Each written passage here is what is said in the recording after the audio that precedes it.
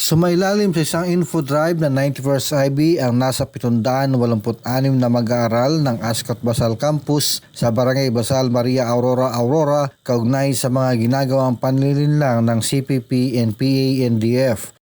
Ayon kay 91st IB Commander Lieutenant Colonel Lito Birecto Jr., ang naturang symposium ay naisakatuparan sa patuloy nilang ugnayan at ng pamunuan na nasabing paaralan kung saan dumalo ang mga estudyante ng Agriculture and Fisheries na pinamunuan ni Ascot Basal Campus Dean Dr. Mark Joseph R. Rafael.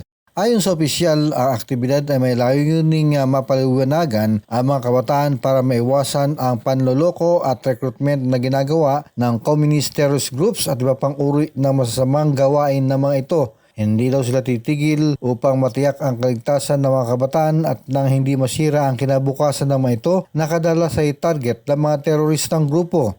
Pinuri naman ni Ascot Basal Campus Student Affairs Service Coordinator Rosalie Madrid ang ginawang hakbang ng 91st IB upang hindi mawasak ang buhay ng mga mag-aaral. Kami po ay nagpapasalamat sa 91st Sinagtala Battalion para sa pagbibigay po ng infiltration seminar sa aming mga estudyante, especially sa aming first year students, transferees and shifters.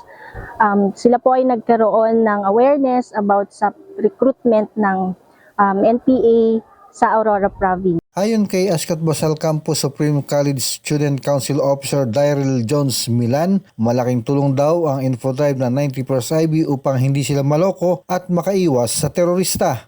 Umapila din ito sa communist terrorist group na huwag na nilang igaya ang mga kabataang mag-aaral sa mga bayolenteng gawain ng mga terorista kaugnay sa kanilang armadong pakibaka na wala namang magandang patutunguhan. Ako ang inyong naging tagapaghatid balita, Jason De Asis para sa TV News Desk.